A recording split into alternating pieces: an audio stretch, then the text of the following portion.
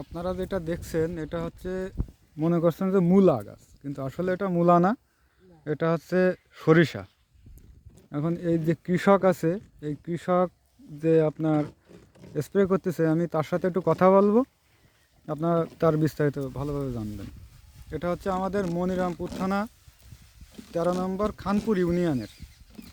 ইনি আরেকটা ক্ষেতে সরিষা লাগাইছে, সেটার ফুল আসছে, কিন্তু এটার একটু নাভিতে লাগানোর কারণে আর কি দেরিতে ফুল আসছে।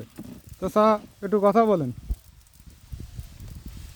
তো স্যার আপনার নাম কি বলেন? আমার নাম শাহিদুল ইসলাম সর্দার। আচ্ছা, আমি এই মূলা চাষ এই সরিষা চাষ করেছি। এই বীজ নিয়ে আসছিলাম ঢাকা মগবাজারের থেকে। আচ্ছা। 100 গ্রাম বীজ নিছিল 650 টাকা। আচ্ছা, স্প্রেটা বন্ধ করেন। হ্যাঁ। এটা নতুন চাষ করেছি এবং এই যে গাছ দেওয়ার কথা ছিল দুটো, বীজ দেওয়ার কথা ছিল দুটো, এখন দিছি একটা। আচ্ছা, এই যে আছে একটা করে দেওয়ার কথা ছিল, দুটো করে দিছি। এখন গাছ ঘন হয়ে গেছে, আমি গাছে জায়গা দিতে পারতেছি না। ঠিক আছে। আপনার এই উদ্যোগটা আপনাকে কোন থেকে পালেন যে?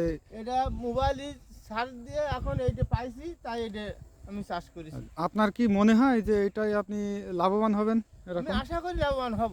আপনার দেখা দেখি অন্যান্য চাষিরাও অন্য যাতে। চাষি আরো তারা বীজ চাইছে, তারা বীজ বলেছে আমাকে বীজ দিতে হবে। আমরা বলে ঠিক আছে, আমরা বীজ দেবো। ঠিক আছে। হ্যাঁ, এখন আশা করি যে একটা গাছে সব কিছু সরিষা আসবে। আচ্ছা, ঠিক আছে। আপনার সরিষা যখন ফুল আসবে তখন আমি আরেকবার এসে আপনার এটা দেখে যাবো আর কি। ঠিক আছে, ভালো থাকেন।